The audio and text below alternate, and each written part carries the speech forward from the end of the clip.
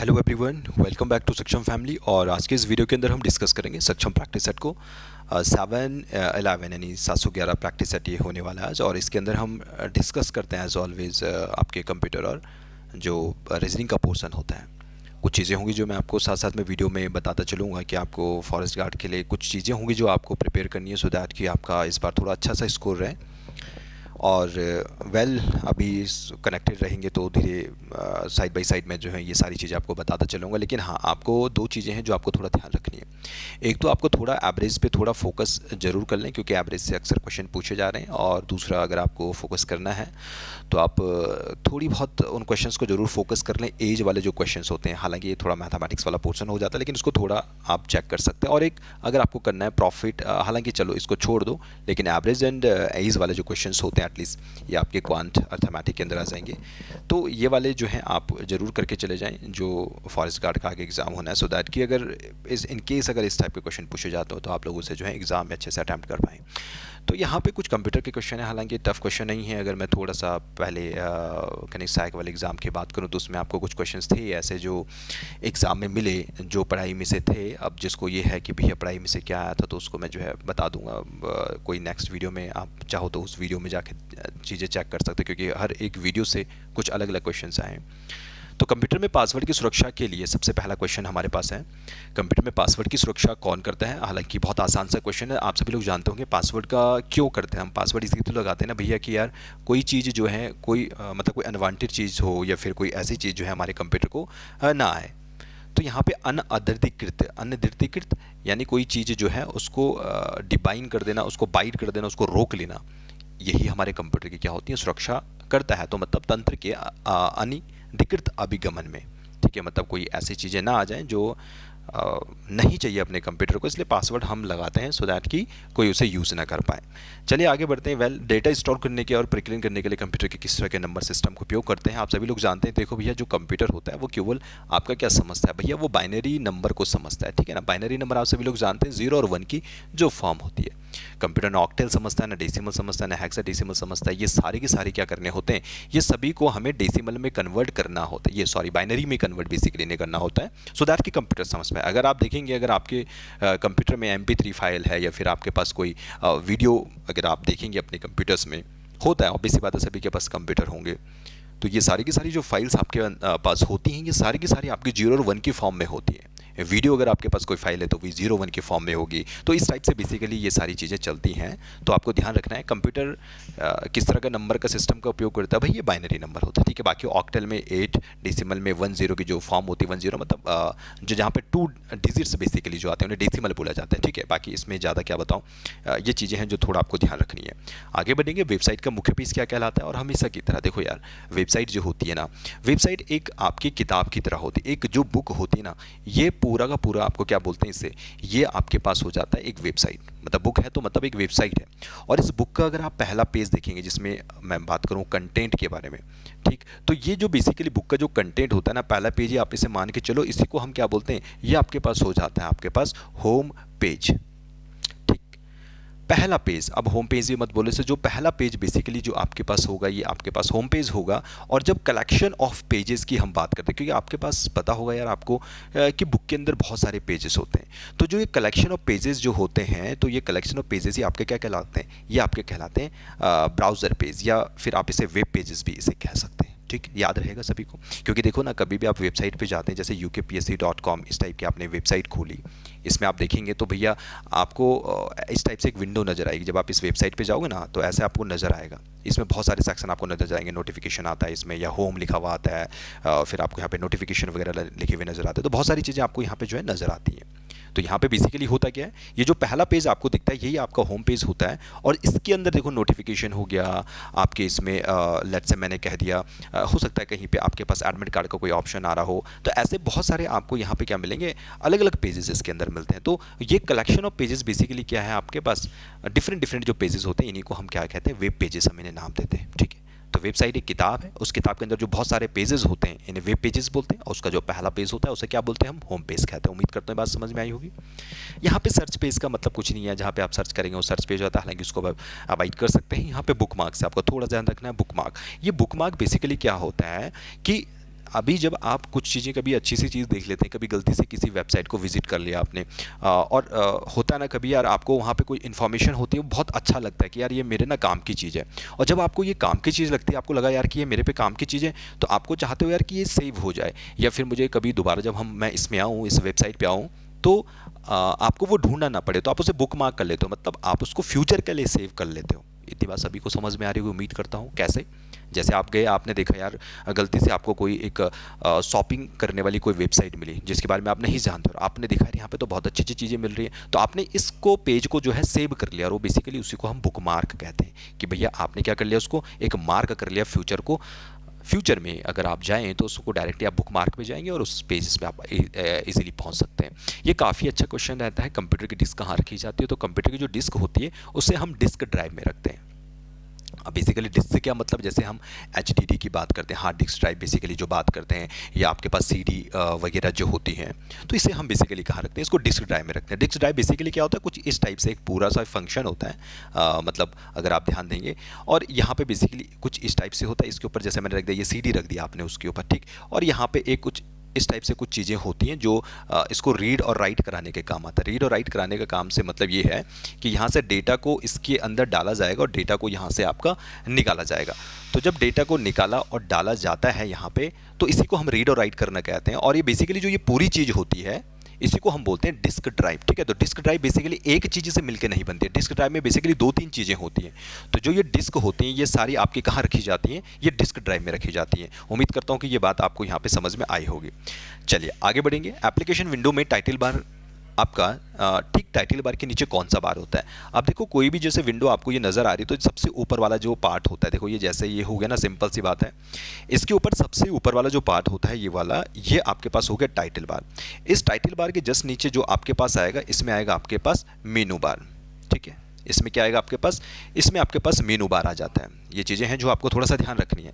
बाकी आपके पास जैसे स्क्रॉल हो गया, रूलर हो गया, तो रूलर आपके इस टाइप से साइड में होते हैं, ठीक है। यहाँ पे हो सकता है या आपका एक वर्टिकल वाला भी होता है यहाँ पे, ठीक, जो आपको क्या करेगा, जो आपके पास ये वर्ड फाइल है इसको या तो हॉरिजॉन्टली लेके जाएगा या फिर वर्टिकल लेके जाने के लिए हमारे पास कुछ इस टाइप से होता है। तो दो चीज़ें जो यहाँ पे ध्यान रखनी है आपको, एक तो आपको ध्यान रखना है मेनू बार के बारे में, एक आपको यहाँ पे ध्यान रखना है किसके बारे में, एक टाइटल बार के बारे में आप यहाँ पे ध्यान रख सकते हैं। बाकी यहाँ पे आपके पास कुछ चीज़ें हो सकती हैं, जैसे आपके यहाँ पे ड्रॉप और डाउन मेनू होता है। कभी क्वेश्चन पूछ लिया कि भैया मेनू में क्या क्या होता है, ड्रॉप एंड डाउन। अब ये कुछ टर्म्स होती हैं, कंप्यूटर से रिलेटेड होती हैं, तो इसमें मैं ज़्यादा नहीं जाऊँगा।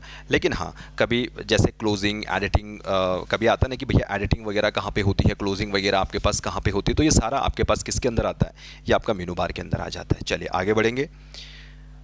स्क्रॉल बार, रूलर बार, ठीक है ना, ये स्क्रॉल बार हो जाता है। स्क्रॉल करना मीन्स ये ऊपर नीचे करना है, और ये यहाँ पे एक इस टाइप से, या इधर लेके चले जाओगे या इधर लेके चले जाओगे। चलिए आगे बढ़ेंगे हम। अब आपके पास कुछ रीजनिंग के यहाँ पे क्वेश्चंस हैं। अब ये वाले जो रीजनिंग के क्वेश्चन है काफ़ी आसान क्वेश्चन है। एज ऑलवेज अगर आप प्रीवियस ईयर की वीडियोस देखेंगे तो उसमें मैंने काफ़ी चीज़ें बताई हुई हैं। अगर आप यहाँ पे ध्यान देंगे तो देखो, जैसे आपके पास यहाँ पे 10, 14, 28 है।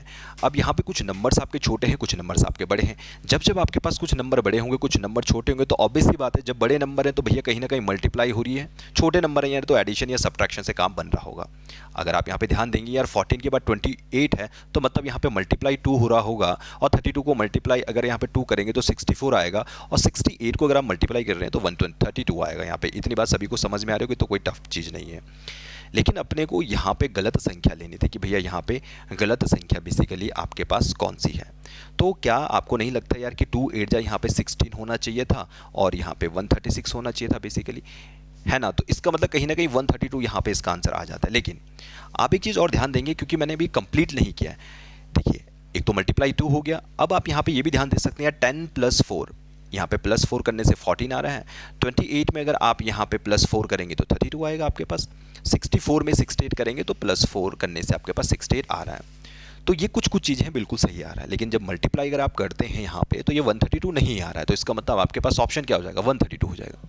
ये मैं यकीन से कह सकता हूँ कि देखो, ये सारी ना चीज़ें प्रैक्टिस पे चलती हैं। अब मैं तो थोड़ी बहुत चीज़ें आपको समझानी होती हैं, तो इसलिए मुझे ये सारी चीज़ें करनी होती हैं। लेकिन आप आँख बंद करके, तो क्या कहूँगा मैं, तो फिर थोड़ी मजाकिया वाली बात हो जाएगी। लेकिन हाँ, अगर आप रेगुलर प्रैक्टिस में रहते हैं तो ये आप मतलब देखते ही आप जो है आइडिया आपको लग जाएगा यार कि इसमें मुझे अपने को ना ये वाला चीज़ जो है करना चाहिए, या ये वाला इसमें फॉर्मूला लग रहा है, फॉर्मूला बोलो, या फिर इसमें कुछ इस वे में आप इस क्वेश्चन को अटैम्प्ट कर सकते हैं, ठीक है। तो वो प्रैक्टिस से सारी चीज़ें आती हैं। अब जैसे ये क्वेश्चन है 92 क्वेश्चन। अब इस क्वेश्चन में देखो आप, जैसे इसने बोला है कि भैया 12 बजे घड़ी को इस प्रकार रखा जाता है कि वो मिनट की सुई उत्तर पूर्व दिशा की ओर संकेत करे। अब ये सारे के सारे डायरेक्शन वाले हैं। इसका मतलब सिंपल सी बात कुछ ये हो जाती है यार, एक घड़ी जैसे ये है ना, ये घड़ी होगी आपके पास। अब घड़ी एक्चुअल में जब 12 बजेंगी तो 12 का मतलब कुछ आपके पास ये हो जाना चाहिए, है ना, मतलब मिनट और जो घंटे वाली जो सुई होती है वो एक दूसरे के ऊपर ओवरलैप करेगी। अब ये बोल रहा है ये यहाँ पे नहीं है, अब ये यहाँ पे ना होके अब जो ये सुई होगी ना वो कुछ आपको ऐसे नज़र आ रही होगी। कैसे, किस डायरेक्शन में, ये कुछ यहाँ नज़र आ रही होगी ऐसे। क्योंकि आप सभी लोग जानते हैं कि यार अपने पास कुछ इस टाइप से, अगर मैं साइड की बात कर लूँ तो ये मेरे पास ईस्ट हो गया, ये अपने पास वेस्ट हो गया, ये नॉर्थ वाला हो गया और ये साउथ वाला हो गया, ठीक। तो यहाँ पे बेसिकली ये वाली सुई किस डायरेक्शन में, ये यहाँ पे है, इस वाली डायरेक्शन में। तो यही तो आपके पास नॉर्थ ईस्ट डायरेक्शन है। नॉर्थ ईस्ट बोले तो उत्तर पूर्व डायरेक्शन यही वाली हो जाती है। अब यहाँ पे इसने क्या बोला था, अब देखो ये तो समझ में आ गया ना। अब इसको समझने वाली आपको बात ये है कि जो एक्चुअल में जो चीज़ यहाँ होनी चाहिए थी, ये घड़ी यहाँ होनी चाहिए ना। देखो ये वाला जो सुई का पॉइंट है ये एक्चुअल में आपके पास यहाँ होना चाहिए था। अब ये यहाँ ना हो कि ये 45 डिग्री घूम चुका है। ये कितना डिग्री घूमा, ये 45 डिग्री घूमा है। और किस डायरेक्शन में घूमा है, ये क्लॉकवाइज घूमा है। क्लॉकवाइज बोले तो ये आपके राइट वर्ड डायरेक्शन में ये घूमा है।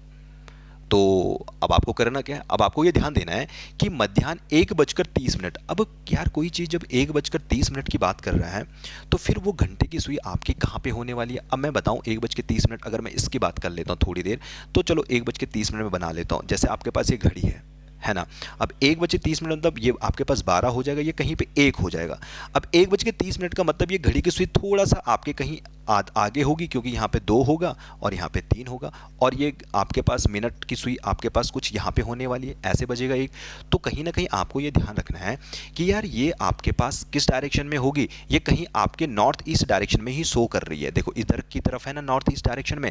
अब एग्जैक्टली वैसे ये चीज़ नहीं आनी चाहिए थी, ये आपका कहीं ना कहीं थोड़ी नीचे आना चाहिए था। लेकिन अब यहाँ पे जैसे ऑप्शंस हैं तो ऑप्शन के अकॉर्डिंग ये भी अब आपका जो होगा ये कहीं इधर शो कर रही होती ना 1 बजे के आसपास। लेकिन अब ये यहाँ नहीं रहेगा, क्योंकि 1 बजे देखो ना, ये 1:30 के आसपास का मतलब ये कहीं इस डायरेक्शन में शो कर रहा होगा। यहाँ ध्यान दीजिएगा। तो ये भी अब 45 डिग्री शिफ्ट हो जाएगा, क्योंकि ये वाला 45 डिग्री शिफ्ट हुआ था। अब जब 1:30 है तो ये भी अब 45 डिग्री शिफ्ट हो जाएगा, मतलब वो अब आपका इस डायरेक्शन में होगा। क्योंकि जो पहले वाला था वो यहाँ होना चाहिए था, वो यहाँ ना होके वो यहाँ आया। तो जो यहाँ पे है वो यहाँ ना होके अब यहाँ आएगा, इसका मतलब वो ईस्ट डायरेक्शन में रहा होगा। तो यानी पूरा इसका आंसर आ जाएगा, ठीक। अब देखो मेरा जो समझाने का तरीका है, मैं कोशिश ये करता हूँ यार कि हर किसी के समझ में आ जाए। अब बहुत सारे लोगों को जिन्हें आता है तो वो उन्हें लगता होगा यार कि ये तो इससे और आसान तरीके से चीज़ें हो सकती हैं। लेकिन हाँ, हो सकता है कि आपको और भी तरीके आते हों, क्योंकि इसका और भी तरीका हो सकता है मेरे अकॉर्डिंग। लेकिन जहाँ तक मुझे लगता है कि सभी को समझ में जो आ जाए तो वो यही तरीका हो सकता है। तो बस करना क्या है, कुछ नहीं करना है। करना बस यही है यार कि जो चीज़ 12 पे थी वो 12 पे ना होकर 45 डिग्री शिफ्ट हो गई। अब जो चीज़ 1 पे रही होगी वो भी 45 डिग्री शिफ्ट हो जाएगी। और कहाँ हो रही है ये अब आपका राइट वर्ड हो रही है, यानी उल्टे हाथ की तरफ हो रही है। चलिए आगे बढ़ेंगे हम यहाँ पे 93 क्वेश्चन की तरफ चलेंगे। अब इसमें है क्या, ये भी सभी ने किया होगा। देखो भाई ये क्या बोल रहा है, आरव की ओर देखकर भुवन ने कहा। किसकी ओर देखकर भुवन ने कहा, आरव की ओर। क्या देखा, भुवन ने कहा आरव की ओर। इसका मतलब भाई ये आरव होगा, ये आरव होगा। और मैं इसको कुछ ऐसे बनाता हूँ हमेशा ताकि सबको समझ में आ जाए। ये आरव की ओर देख के कह रहा है कि तुम्हारी माँ, मतलब आरव की माँ। तो आरव की माँ किधर होगी भैया, ये आरव की माँ हो गई, ठीक। अब जिसने पहले वाली वीडियोस नहीं देखी है, मैं हमेशा इन क्वेश्चंस को ऐसे सॉल्व करता हूँ ताकि सबको समझ में आ जाए। तो आरव की ये माँ हो गई। तो इसने क्या बोला, या तुम्हारी माँ, मतलब आरव की माँ मेरी माँ की छोटी बहन है। किसकी माँ की, भुवन की माँ की छोटी बहन है, इसकी माँ। इसका मतलब इसकी एक छोटी बहन है यहाँ पे। ये बहन का मतलब ये सर्कल जो मैं दिखाता हूँ हमेशा ये दिखाता हूँ माँ के लिए, माँ के मतलब ये सिस्टर के लिए, क्योंकि सर्कल है मतलब फीमेल है और इक्वल का साइन मतलब इनके बीच में भाई या बहन का रिलेशन हो सकता है। अब ये सर्कल दिखाई दे रहा है, इसका मतलब यहाँ पे ये क्या फीमेल है। और ये किसकी माँ होगी भाई, यहाँ पे नीचे होगा आपके पास भुवन। और ये क्या होगी आपके पास, ये आपके पास हो जाएगी भुवन की माँ, ठीक। अब यहाँ पे देखिए आरव और भुवन के बीच में क्या संबंध है। तो भाई आरव और भुवन के बीच में आप संबंध देख पा रहे होंगे यार कि ये आरव क्या है, इसकी मौसी का लड़का हो गया, सीधी सी बात है। तो यहाँ पे ये क्या हो गया आपके पास, ये मौसेरा भाई हो गया। बस इतनी सी चीज़ थी जो आपको थोड़ा ध्यान रखनी थी। 94 की तरफ चलेंगे। अब देखिए, कभी भी आपके पास ऐसे क्वेश्चन पूछे जाएँ तो आपको देखो दिशा बतानी है ना, वो अपने घर से किस दिशा में है। तो जब जब दिशा बतानी होती है तब ये किलोमीटर का ना कोई रोल नहीं होता है। बस पहले वाली डायरेक्शन पकड़ लो। पहली कौन सी है? पश्चिम डायरेक्शन है, तो इसको लिख लो यहाँ पे वेस्ट डायरेक्शन। ठीक है, पश्चिम हो गई।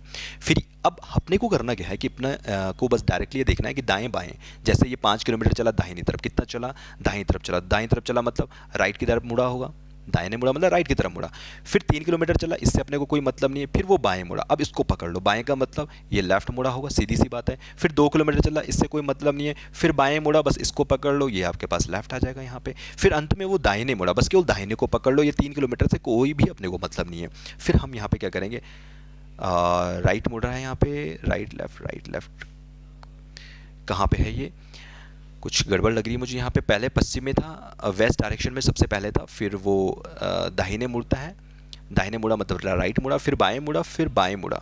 ओके, बाएं मुड़ा। ओके, तो यहाँ पे थोड़ा सा जो है इसको फिर से मैं कर लेता हूँ। देखो, पहले वेस्ट डायरेक्शन में था, सबसे पहले वो दाएं मुड़ा, यानी सबसे पहले वो राइट मुड़ा होगा। फिर देखो यहाँ पे बाएं मुड़ा, यानी फिर से लेफ्ट मुड़ा। फिर से वो बाएं मुड़ा, यानी फिर से वो लेफ्ट मुड़ा। और फिर वो लास्ट में दाहिने मुड़ा, यानी फिर से वो राइट मुड़ा। हाँ, ठीक तो चल रहा था पहले भी, है ना। अब इस केस में अपने को करना क्या है कि राइट से लेफ्ट को कैंसिल आउट करना है। राइट से लेफ्ट कैंसिल आउट, राइट से लेफ्ट कैंसिल आउट। अब इसकी जो डायरेक्शन थी पहले वेस्ट डायरेक्शन में, यानी पहले कौन सी डायरेक्शन थी इसकी? इसकी पहले थी पश्चिम डायरेक्शन। तो अब इसकी अंतिम डायरेक्शन कौन होगी? अभी भी इसकी कौन सी डायरेक्शन होगी? पश्चिम ही होगी। अगर यहाँ पे ये ना करता, लेट से अगर ये लेफ्ट रह जाता, होता है ना कभी कभार कि लेट से अगर एक लेफ्ट में और घुमा देता है तो फिर पश्चिम से लेफ्ट की तरफ घुमाते हैं। पश्चिम से लेफ्ट का मतलब यहाँ पे अगर कोई आदमी है तो वो लेफ्ट की तरफ जाएगा। अब लेफ्ट मतलब किस डायरेक्शन में? इधर, ऊपर के डायरेक्शन में नहीं जाएगा, उल्टे हाथ में वो आने वाला है। ठीक है, तो ये कुछ कुछ चीज़ें जो है आपको यहाँ पे करनी थी। तो उम्मीद करता हूँ कि ये बात आपको यहाँ पे समझ में आई होगी। चलिए, जब जब आपके पास ऐसे क्वेश्चन आए तो फिर इसमें कोई प्रॉब्लम शायद मुझे लगता नहीं। देखिए, यहाँ पे 11वां दिन पूछ रहा है। 11वां दिन आपके पास है शनिवार, और 27वां तारीख आपको दे रखी है सप्ताह की, कौन सा दिन होगा? तो यार ऐसे कुछ केसेस में सिंपल सी बात यह है कि 27 से -11 कर दो, और 27 से 11 अगर आप माइनस करेंगे तो 16 आएगा, और 16 डेज में आपको विषम दिन निकालने। विषम दिन निकालने के लिए 7 को डिवाइड करना होता है, 2 विषम दिन आते हैं, यानी 2 जो शेष बचता है ना, वही विषम दिन होते हैं। और विषम दिन का मतलब शनिवार में आप 2 दिन और बढ़ा दोगे, शनिवार में 2 दिन और बढ़ा दोगे तो सोमवार इसका आंसर आ जाएगा। अब जो लोग पहली बार इस वीडियो को देख रहे हैं शायद उन्हें ये चीज़ समझ में ना आए, क्योंकि इसका काफ़ी ये मान के चलिए कि पीछे कॉन्सेप्ट होते हैं, तो आपको पहले कॉन्सेप्ट सीखने चाहिए, तो तभी आपको ये चीज़ें समझ में आ पाएंगी कि ऐसे क्यों हो रहा है। बाकी ये चीज़ तो ऐसा है कि हाथ में भी हो सकती है। आगे बढ़ेंगे 96 क्वेश्चन की तरफ। अब ये भी क्वेश्चन काफ़ी कुछ ज़्यादा टफ नहीं है। देखिए, अब यहाँ पे इसने कुछ कहा कि कुछ पुस्तकें हैं पंक्ति में लगी हुई हैं। ये माना लेट से मेरे पास यहाँ पे एक पंक्ति है, दाएं से 21वीं पुस्तक है, तो दाएं से मतलब यहाँ से, तो मतलब दाएं से यहाँ पे 21वीं पुस्तक है, 21वीं पुस्तक, और बाएं से 28वीं पुस्तक, यानी यहाँ से यहाँ पे है 28वीं पुस्तक। ठीक, अब इसने क्या कहा यार, दाएं से बोला 21वीं पुस्तक है और इधर से 28वीं पुस्तक है, उनके बीच में 5 पुस्तक है, यानी पहली, दूसरी, तीसरी, चौथी, 5वीं। अब आपको बताना है पुस्तकों की कुल संख्या 42 से अधिक है, तो पंक्ति में कुल कितनी पुस्तकें हैं। तो इसमें प्रॉब्लम तो कुछ होना नहीं चाहिए। देखिए, अगर आप राइट से चलेंगे तो राइट से तो इसने बोला ना 21 पुस्तक, लेफ्ट से इसने बोला 28 पुस्तकें, और बीच में अपने पास 5 पुस्तकें आ गई, तो यहाँ पे कितना आ गया? ये आ गया आपके पास 54 आंसर। बहुत सिंपल है। ठीक, टोटल आपके पास नंबर ऑफ जो बुक्स हैं वो आपके पास 54 आ गई। आगे बढ़ेंगे, फ़ैन के बारे में देखेंगे यहाँ पे कि ये मतलब क्या बन रहा है इसका। और देखिए अप्रोच देखिए इसको करने की। देखो यहाँ पे लिखा है, जैसे F को 21 लिखा हुआ है, F को 21, ये A को आपको लिखा है 26, तो A का मतलब 26 है, और आप ध्यान देंगे कि आपके पास A यहाँ पे है, तो इसका मतलब A को हम 26 लिख सकते हैं। तो जहाँ पे A को 26 लिख सकते हैं, इसका मतलब ये वाला इसका ऑप्शन नहीं हो सकता, ये वाला इसका ऑप्शन नहीं हो सकता। इसका मतलब आपके पास 2 ही ऑप्शन बचे, या तो ये वाला हो सकता है आंसर, है तो ये वाला हो सकता है। और अगर आप ध्यान देंगे तो ये कुछ कैसे बनाया हुआ है। अगर देखिए A को हम लिखते हैं 1, और इसी टाइप से B को हम लिखेंगे, इसी टाइप से C 3 पे आता है, और D आपके पास आता है 4 पे। और देखिए पहले फिर हम यहाँ पे कितना लेके जाएंगे, यहाँ पे M, फिर N, और फिर यहाँ पे आपके पास आएगा W, X, Y और Z। ठीक, और Z आता है आपके पास 26 पे, ये 25 हो गया, ये 24 हो गया, और आपके पास यहाँ पे ये आपके पास 23 हो जाता है। ठीक है, तो मतलब यहाँ पे कहीं ना कहीं ये इसके बैकवर्ड तरीके से ये लिखा हुआ है। A को Z लिखा हुआ है ना, तो यहाँ पे ध्यान दीजिएगा ना, A को 26 लिख दिया, मतलब A पे जो 1 आता था एक्चुअली उसको अब लिख दिया 26, अब यहाँ पे ध्यान दीजिए, जो डी है, ये डी एक्चुअल में जो फोर्थ नंबर था, इसके जस्ट बैक साइड जो आता है वो आता है डब्ल्यू, और डब्ल्यू का जो नंबर आता है वो आता है अपने 23 पे। तो मतलब ये नंबर पकड़ लेने हैं आपको। तो डी वाला एक्चुअल में क्या होगा यहाँ पे, ये आपके पास हो जाएगा 23। तो ऑब्वियस ही बात है यार, आंसर ये वाला हो गया बस। इसमें ज़्यादा सोचने समझने वाली चीज़ें हैं थी नहीं। बाकी मैं बहुत अप्रोच बता चुका हूँ कि इन क्वेश्चन को कैसे सॉल्व करना है, सबसे आसान क्वेश्चन होते हैं ऐसे वाले। चलिए वेल आगे बढ़ते हैं 19 क्वेश्चन की तरफ अगर हम चलें तो देखिए अगेन आपके पास कुछ चीज़ें अगर आप ध्यान देंगे यहाँ पे मल्टीप्लिकेशन से हुआ। क्यों हुआ? क्योंकि भाई अपने पास यहाँ पे जो नंबर्स हैं वो काफ़ी लार्जर हैं। तो 12 के बाद अगर आप जाएंगे 36 पे तो मल्टीप्लाई 3 अगर आप कर रहे हैं तो 36 को मल्टीप्लाई 3 करेंगे तो 108 आएगा। इसी टाइप से 103 को मल्टीप्लाई करेंगे 324 आएगा, और अगेन आपको 324 मल्टीप्लाई 3 करना है। तो 3 4 जा 12, यहाँ पे आपके पास 3 2 जा 6 7 आ जाएगा, 3 3 जा 9, 9 7 2 इज द राइट आंसर। आगे बढ़ेंगे 99 क्वेश्चन की तरफ। जैसे जैसे क्वेश्चन बोला जा रहा है वैसे वैसे आप क्वेश्चन को सॉल्व करते रहिए। क्या बोल रहा है क्वेश्चन? शैलेंद्र लंबाई में के सबसे छोटा है, यानी मैं शैलेंद्र को ऐसे नोट कर रहा हूँ यार, जो शैलेश है वो लंबाई में के सबसे छोटा है, इसका मतलब केशव भाई ऊपर होगा, सीधी सी बात है ना। के सबसे छोटा है ना शैलेंद्र, किंतु राकेश से लंबा है, इसका मतलब राकेश नीचे होगा, क्योंकि इसने क्या बोला, जो शैलेंद्र है वो के सबसे छोटा है, राकेश से लंबा है। तो इसको ऐसे बनाते जाइए। माधव सबसे लंबा है, माधव सबसे लंबा मतलब M4 माधव, तो माधव को मैं सबसे ऊपर दिखाऊंगा, ये सबसे लंबा है। फिर उसके बाद क्या लिखा है? आशीष केशव से कुछ छोटा है और शैलेंद्र से कुछ लंबा है। देखो किससे, आशीष जो है केशव से छोटा और शैलेंद्र से लंबा, इसका मतलब यहाँ पे ये वाली जो पोजीशन होगी वो किसकी होगी? यहाँ पे ये आशीष की पोजीशन होगी। अब इसमें बोला यदि ऊंचाई के आरोही क्रम, अब आरोही क्रम का मतलब होता है बढ़ते हुए क्रम में, बढ़ते मतलब छोटे से आपको चलना है बड़े की तरफ। अब छोटे से बड़े की तरफ मतलब सबसे छोटा कौन है? ये आर है। उसके बाद कौन है? ये एस है। एस बोले तो शैलेंद्र है। तो दूसरे स्थान की बात कर रहा था ये, तो दूसरे स्थान पे कौन है? यहाँ पे शैलेंद्र हो गया, क्योंकि ऐसे आएगा ना, ये आर है सबसे बड़ा, सबसे छोटा आर है, उससे बड़ा शैलेंद्र हो गया, शैलेंद्र से बड़ा आपके पास आशीष हो गया, फिर आशीष से बड़ा केशव, और केशव से बड़े आपके पास माधव। तो आपके पास जो दूसरे नंबर पर बनता है वो शैलेंद्र बनता है, तो इसलिए शैलेंद्र यहाँ पे आंसर हो जाता है। तो अगर आप इसके अच्छे से प्रैक्टिस करेंगे तो ये भी मुझे करने की जरूरत नहीं पड़ेगी। चलिए आगे बढ़ेंगे।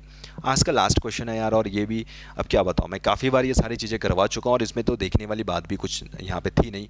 यहाँ पे आप डायरेक्टली क्या कर सकते हैं, 9 मल्टीप्लाई अगर आप 2 करते हैं तो 18 आता है, 18 मल्टीप्लाई 2 करते हो तो आपके पास 36 आ रहा है। सेम ऐसे ही 8 मल्टीप्लाई 2 करोगे तो 16, 16 मल्टीप्लाई 2 करोगे तो 32। इसी टाइप से 7 मल्टीप्लाई 2 14, और 14 मल्टीप्लाई 2 जो भी आता है यहाँ पे वो आता है आपके पास 20, और इस टाइप से जो है इसके आंसर हो जाते हैं। ठीक, तो उम्मीद करता हूँ कि ये बात समझ में आई होगी। तो देखिए ध्यान दीजिएगा, सारी चीज़ें प्रैक्टिस पे डिपेंड होती है, और थोड़ा टाइम का एग्जीक्यूशन होता है कि आप एग्ज़ाम के दिन किस टाइप से जो है अपनी चीज़ों को इंप्लीमेंट कर पा रहे हैं। क्योंकि देखो पढ़ाई सभी लोग करते हैं ना, जो स्टडी होती है वो पूरी दुनिया कर रही, कौन आज पढ़ाई नहीं कर रहा है, लेकिन इस स्टडी को अच्छे से एग्जीक्यूशन कौन कर पा रहा है, और एग्जामिनेशन हॉल में तो सबसे ज़्यादा इसका इम्पैक्ट रहता है। वेल ये तो खैर बात की बात है, बात करेंगे इन सारी चीज़ों के बारे में। तो बिल्कुल डिमोलाइज नहीं होना है, तो जो समय है आप लोगों के पास उसको थोड़ा पढ़ाई पे ध्यान दीजिए, जो उम्र है। बाकी तो फिर उसके बाद जो भी होगा वो एग्ज़ाम में देखा जाएगा। चलिए, तो आज के वीडियो में इतना ही, मिलेंगे हम एक और नई वीडियो के साथ, तब तक के लिए bye bye, take care and thanks to all.